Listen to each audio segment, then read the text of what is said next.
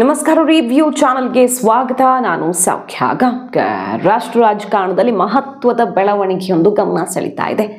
ಸದ್ಯ ಜಾಮೀನು ಮೇಲೆ ಹೊರಗಡೆ ಬಂದು ಕೇಂದ್ರ ಸರ್ಕಾರಕ್ಕೆ ಮೋದಿ ನಾಯಕತ್ವಕ್ಕೆ ಸೆಡ್ಡು ಹೊಡೆದು ಕೆಲವೇ ದಿನಗಳಲ್ಲಿ ಬರಲಿರುವಂತಹ ಡೆಲ್ಲಿ ಎಲೆಕ್ಷನ್ನಲ್ಲಿ ಮತ್ತೆ ಗೆದ್ದು ಬೀಗುವ ಓಪನ್ ಚಾಲೆಂಜ್ ಹಾಕಿ ಅಖಾಡಕ್ಕಿಳಿದಿರುವಂತಹ ಅರವಿಂದ್ ಕೇಜ್ರಿವಾಲ್ಗೆ ಈಗ ದೊಡ್ಡದೊಂದು ಹಿನ್ನಡೆಯಾಗಿದೆ. ಆಮ್ ಆದ್ಮಿ ಪಕ್ಷಕ್ಕೆ big shock. BJP operation success ಆಯ್ತಾ? ಹಾಗಾದ್ರೆ ಚುನಾವಣೆ ಹೊಸ್ತಿಲಲ್ಲಿ ಇನ್ನೇನು 2 ತಿಂಗಳು ಬಾಕಿ ಇದೆ ಎಲೆಕ್ಷನ್ಗೆ. ಈ ಟೈಮಲ್ಲಿ ಬೆಳವಣಿಗೆ ಮಾಹಿತಿ ಮುಂದೆ ಇಡ್ತಾ ಇದೀವಿ. ಮಿಸ್ ಮಾಡಿದ್ರೆ ನಮ್ಮ ಚಾನಲ್ನ ಸಬ್ಸ್ಕ್ರೈಬ್ ಮಾಡಿ, ನಿಮ್ಮ ಅಭಿಪ್ರಾಯ ಕಮೆಂಟ್ ಮಾಡಿ ತಿಳಿಸಿ. ಎಸ್ ವೀಕ್ಷಕರೇ, ಡೆಲ್ಲಿ ರಾಜಕಾರಣದಲ್ಲಿ ಬಹಳ ಬೆಳವಣಿಗೆಗಳಾಗ್ತಾನೆ ಇದ್ದಾವೆ. ಎಲೆಕ್ಷನ್ ಟೈಮ್ ಬಂದೇ ಬಿಟ್ಟಿದೆ. ನೀನು ಹೊಸ ವರ್ಷ ಶುರು ಆಗ್ತಾ ಇದ್ದ ಹಾಗೆ ಚುನಾವಣೆಯಲ್ಲಿ ಈ ಹೊತ್ತಲ್ಲಿ ಅರವಿಂದ್ ಕೇಜ್ರಿವಾಲ್ ಅವರು ತಾನು CM ಕುರ್ಚಿಗೆ ಕೊನೆಗೂ ರಾಜೀನಾಮೆ ಕೊಟ್ಟರು. ರಾಜೀನಾಮೆ ಕೊಟ್ಟು ನಾನು ಚುನಾವಣೆ ತಯಾರಿ ಮಾಡ್ತೀನಿ, ಮತ್ತೊಮ್ಮೆ ಎದ್ದು ಬರ್ತೀನಿ ಅಂತ ಸವಾಲು ಹಾಕಿದ್ದಾರೆ, ಅತಿಶಿಯನ್ನು ಕೂರಿಸಿದ್ದಾರೆ. ಅಲ್ಲಿ ಹಲವು ವಿಚಾರಗಳಲ್ಲಿ ಕೇಂದ್ರ ಸರ್ಕಾರ ಮತ್ತು ಆಪ್ ಸರ್ಕಾರದ ನಡುವೆ ಜಟಾಪಟಿ ಮುಂದುವರಿತಾನೇ ಇದೆ. ಇಲ್ಲ ಸಲ್ಲದ ಕೇಸ್ಗಳನ್ನು ಹಾಕಿ CBI ED ಮೂಲಕ ಲಾಕ್ ಮಾಡಿದ್ರು. ಅದೆಲ್ಲದಕ್ಕೂ ಡೆಲ್ಲಿ ಜನ ಆನ್ಸರ್ ಮಾಡ್ತಾರೆ. ಹೀನಾಯವಾಗಿ ಸೋಲತ್ತೆ ಬಿಜೆಪಿ, ಆಮ್ ಆದ್ಮಿ ಗೆದ್ದು ಬೀಗತ್ತೆ ಅಂತ ಸವಾಲು ಹಾಕಿದ್ದಾರಲ್ವ, ತಯಾರಿ ಶುರು ಮಾಡಿಬಿಟ್ಟಿದ್ದಾರೆ. ಈ ಹೊತ್ತಲ್ಲಿ ಪ್ರಭಾವಿ ನಾಯಕ, ಆಮ್ ಆದ್ಮಿ ಪಕ್ಷದ ಪ್ರಭಾವಿ ನಾಯಕ, ಮಿನಿಸ್ಟರ್ ಕೂಡ ಆಗಿದ್ದಂತಹ, ಸಾರಿಗೆ ಸಚಿವ ಆಗಿದ್ದಂತಹ ಕೈಲಾಶ್ ಗೆಹ್ಲೋಟ್ ಭಾನುವಾರ ಸಚಿವ ಸ್ಥಾನಕ್ಕೆ ರಾಜೀನಾಮೆ ಕೊಟ್ಟು, ಪಕ್ಷಕ್ಕೂ ರಾಜೀನಾಮೆ ಕೊಟ್ಟು ಬಹುತೇಕ ಬಿಜೆಪಿ ಸೇರ್ಪಡೆ ಫಿಕ್ಸ್ ಅನ್ನುವಂಥ ಸುದ್ದಿ ಹೊರಗಡೆ ಬರ್ತಾ ಇದೆ. ಎಲ್ಲ ರೀತಿಯಲ್ಲಿ ಚುನಾವಣೆಗೆ ಸಜ್ಜಾಗ್ತಿರೋ ಹೊತ್ತಲ್ಲಿ ಈ ದೊಡ್ಡ ಬೆಳವಣಿಗೆ, ಬಿಗ್ ಆಪರೇಷನ್. ಕೈಲಾಶ್ ಗೆಹ್ಲೋಟ್ ಒಬ್ಬರೇ ಹೋಗ್ತಾರಾ ಅಥವಾ ದೊಡ್ಡದೊಂದು ಟೀಮ್ ಕೂಡ ರೆಡಿ ಆಗಿದೆಯಾ ಆಮ್ ಆದ್ಮಿಯಿಂದ ಜಂಪ್ ಆಗೋದಿಕ್ಕೆ ಅನ್ನೋ ಚರ್ಚೆಗಳು ಕೂಡ ಗರಿಗೆದರಿರೋದು. ಯಾಕಂದ್ರೆ ಇವರೊಬ್ರು ಪ್ರಭಾವಿ ಮಿನಿಸ್ಟರ್, ಪಕ್ಷದಲ್ಲಿ ತನ್ನದೇ ಆದ ಹಿಡಿತವನ್ನು ಹೊಂದಿದ್ದಂತಹ ಕೈಲಾಶ್ ಗೆಹ್ಲೋಟ್ ಈಗ ಪಕ್ಷಕ್ಕೆ ರಾಜೀನಾಮೆ ಕೊಟ್ಟು, ಸಚಿವ ಸ್ಥಾನಕ್ಕೆ ರಾಜೀನಾಮೆ ಕೊಟ್ಟು ಹೊರ ನಡೆದಿರೋದು.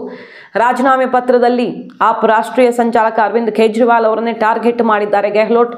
ಶೀಶ್ ಮಹಲ್ ರೀತಿಯ ಕೆಲವೊಂದು ಮುಜುಗರದ ಸನ್ನಿವೇಶಗಳು, ಇನ್ನು ಹಲವು ವಿಚಾರಗಳು, ಇತ್ತೀಚೆಗೆ ಆಮ್ ಆದ್ಮಿ ಮೇಲೆ ಬಂದಂಥ ಭ್ರಷ್ಟಾಚಾರದ ಆರೋಪ, ಮಗದೊಂದು ಸುಮಾರು ಜನ ನಾಯಕರು ವಿಚಲಿತರಾಗುವಂತೆ ಮಾಡಿತ್ತು. ಈಗ ಅದರ ಬೆನ್ನಲ್ಲೇ ಕೈಲಾಶ್ ಗೆಹ್ಲೋಟ್ ಅವರು ಇಂತಹ ವಿಚಾರಗಳನ್ನು ಮೆನ್ಷನ್ ಮಾಡಿ ರಾಜೀನಾಮೆ ಕೊಡ್ತಿರೋದು. ಏನಂತ ಹೇಳ್ತಾರೆ ನೋಡಿ ಕೈಲಾಶ್ ಗೆಹ್ಲೋಟ್ ಅವರು, ಆಮ್ ಆದ್ಮಿ ಅಂದ್ರೆ ಜನಸಾಮಾನ್ಯನ ಪಕ್ಷ ಇದು ಅನ್ನುವಂಥ ನಂಬಿಕೆಯನ್ನ ಜನ ಈ ಕ್ಷಣದಲ್ಲಿ ಇರಿಸ್ಕೊಂಡಿದ್ದಾರೆ ಅನ್ನೋದ್ರಲ್ಲಿ ಅನುಮಾನ ಇದೆ, ನನಗೆ ಅನುಮಾನ ಮೂಡುವಂತಿದೆ ಪರಿಸ್ಥಿತಿ ಅಂತ ಅಭಿಪ್ರಾಯವನ್ನು ವ್ಯಕ್ತಪಡಿಸಿದ್ದಾರೆ ಈ ರಾಜೀನಾಮೆ ಪತ್ರದಲ್ಲಿ. ಹಾಗೆ IT, CBI, ED ಭಯದಲ್ಲಿ ಕೈಲಾಶ್ ಆಪ್ಗೆ ರಾಜೀನಾಮೆ ಕೊಡಿ ಬಿಜೆಪಿಯತ್ತ ಹೊರಟಿದ್ದಾರೆ ಅಂತ ಆಮ್ ಆದ್ಮಿ ತಿರುಗೇಟು ಕೊಟ್ಟಿರೋದು. ಪಾಪ ಇನ್ನೇನು ಮಾಡ್ತಾರೆ ಅವರು.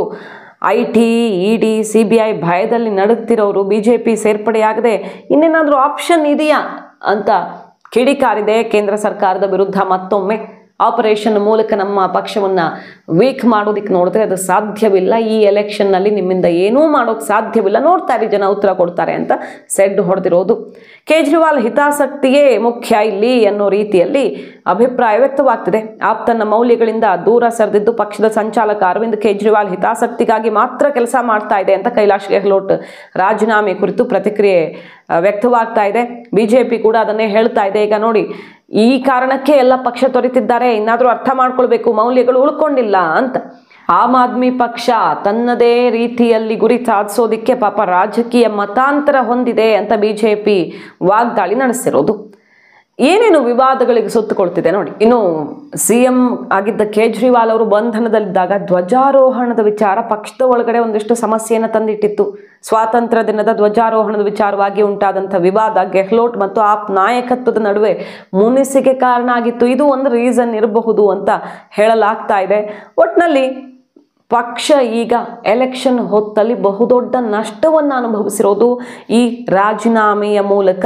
ಇದಿನ್ನು ಆಮ್ ಆದ್ಮಿ ಅಲ್ಲ, ಖಾಸ್ ಆದ್ಮಿ ಪಕ್ಷವಾಗಿ ಅಂದರೆ ವೈಯಕ್ತಿಕವಾಗಿ ನಡೀತಾ ಇರುವಂತಹ ಕೆಲವು ಹಿತಾಸಕ್ತಿಗಳಿಗೋಸ್ಕರವೇ ನಡೀತಿರೋ ಪಕ್ಷವಾಗಿ ಬದಲಾಗಿದೆ ಅಂತ ವಾಗ್ದಾಳಿ ನಡೆಸಿದ್ದಾರೆ. ಹಾಗೆ ಅನೇಕ ಭರವಸೆಗಳನ್ನು ಪಕ್ಷ ಇನ್ನೂ ಪೂರೈಸಿಲ್ಲ. 45 ಕೋಟಿ ರೂಪಾಯಿ ವೆಚ್ಚದಲ್ಲಿ CM ನಿವಾಸದ ನವೀಕರಣ ಪ್ರಕರಣದ ಬಗ್ಗೆ ಶೀಶ್ ಮಹಲ್ ಈ ವಿಚಾರದಲ್ಲಿ ಗೆಹ್ಲೋಟ್ ವರ್ಣಿಸಿದ್ದು ಸಿಕ್ಕಾಪಟ್ಟೆ ಈಗ ಟೀಕೆಗೆ ಗುರಿ ಆಗ್ತಿದೆ, ಅದ್ರ ಬಗ್ಗೆ ಚರ್ಚೆ ಆಗ್ತಿದೆ. CM ಕೇಜ್ರಿವಾಲ್ ಅಂದರೆ CM ಆಗಿದ್ದ ಕೇಜ್ರಿವಾಲ್ ಯಾವ ವಿಚಾರದಲ್ಲಿ ಜನರನ್ನ ಸೆಳೆದ್ರು ಅದಕ್ಕೆ ವಿರುದ್ಧ ದಿಕ್ಕಿನಲ್ಲಿ ಈಗ ಚಲಿಸ್ತಿದ್ದಾರೆ ಅಂತ ವಾಗ್ದಾಳಿ ಶುರುವಾಗಿದೆ.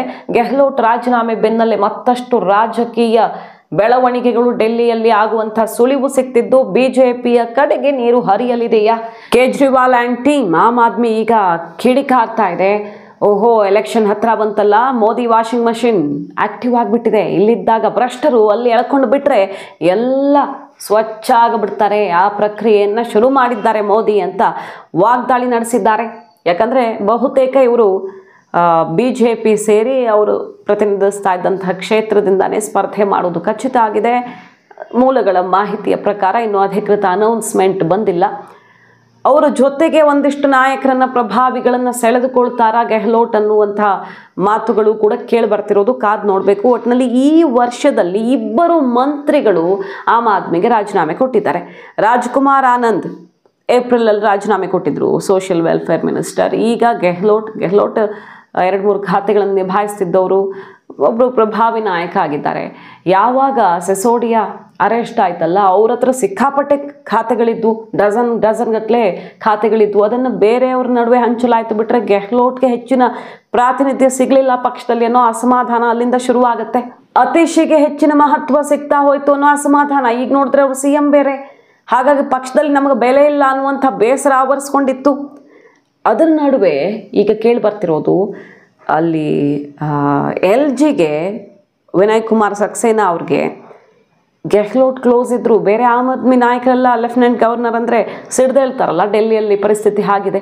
ಆದರೆ ಇವ್ರಿಗೆ ಮಾತ್ರ, ಗೆಹ್ಲೋಟ್ಗೆ ಮಾತ್ರ ಬಹಳ ಚೆನ್ನಾಗಿತ್ತು, ಬೇರೆ ಬೇರೆ ಕಾರ್ಯಕ್ರಮಗಳಲ್ಲೆಲ್ಲ ಕಾಣಿಸ್ಕೊಂಡಿದ್ರು ಅನ್ನೋ ಮಾತಿದೆ. ಸೊ ಅಲ್ಲೇ ಮಾತುಕತೆ ನಡೀತಾ BJP ನಾಯಕರಿಗೂ ಕ್ಲೋಸ್ ಇದ್ರ, LGಗೂ ಕ್ಲೋಸ್ ಇದ್ರ ಇವರು ಅನ್ನೋದೆಲ್ಲ ಈಗ ಆರೋಪ ಪ್ರತ್ಯಾರೋಪಗಳು ಶುರುವಾಗಿದ್ದು ಆಪರೇಷನ್ ಸಕ್ಸಸ್ ಆಗಿದೆ ಒಟ್ಟಿನಲ್ಲಿ. ಇದೇ ಹೊತ್ತಲ್ಲಿ ಆಮ್ ಆದ್ಮಿಗೂ ಕೂಡ ಒಬ್ಬರು BJPಯ ನಾಯಕ ಸೇರಿದ್ದಾರೆ, XMLA ಮಾಜಿ ಶಾಸಕ ಪೂರ್ವಾಂಚಲ ನಾಯಕ ಅನಿಲ್ ಝಾ ಭಾನುವಾರ ಆಮ್ ಆದ್ಮಿ ಪಕ್ಷಕ್ಕೆ ಸೇರ್ಪಡೆಯಾಗಿದ್ದಾರೆ. ಕೈಲಾಶ್ ಗೆಹ್ಲೋಟ್ ಆಪ್ ತೋರೆದಿದ್ರೆ ಇಲ್ಲಿಂದ ಅವರೊಬ್ಬರು XMLA ಹೋಗಿದ್ದಾರೆ. ಸೊ ಆಪರೇಷನ್ನು, ಕೌಂಟರ್ ಆಪರೇಷನ್ನು ಎಲ್ಲ ಜೋರಾಗಿದೆ. ಆದರೆ BJP ದೊಡ್ಡ ಮಟ್ಟದಲ್ಲಿ ಆಮ್ ಆದ್ಮಿಗೆ ಹೊಡೆತ ಕೊಡುವಂಥ ಲಕ್ಷಣಗಳು ಕಂಡುಬರ್ತಿದೆ. ಚುನಾವಣೆಗೆ 1.5-2 ತಿಂಗಳಷ್ಟೇ ಬಾಕಿ ಉಳ್ಕೊಂಡಿರೋ ಹೊತ್ತಲ್ಲಿ ಕೇಜ್ರಿವಾಲ್ಗಿದು ಆಘಾತಕಾರಿ ಬೆಳವಣಿಗೆ. ಮಾಹಿತಿ ನಿಮ್ಗೆ ಇಷ್ಟ ಆಗಿದ್ರೆ ಮಿಸ್ ಮಾಡ್ತಾರೆ ನಮ್ಮ ಚಾನಲ್ನ ಸಬ್ಸ್ಕ್ರೈಬ್ ಮಾಡಿ, ನಿಮ್ಮ ಅಭಿಪ್ರಾಯ ಕಮೆಂಟ್ ಮಾಡಿ ತಿಳಿಸಿ. Thank you.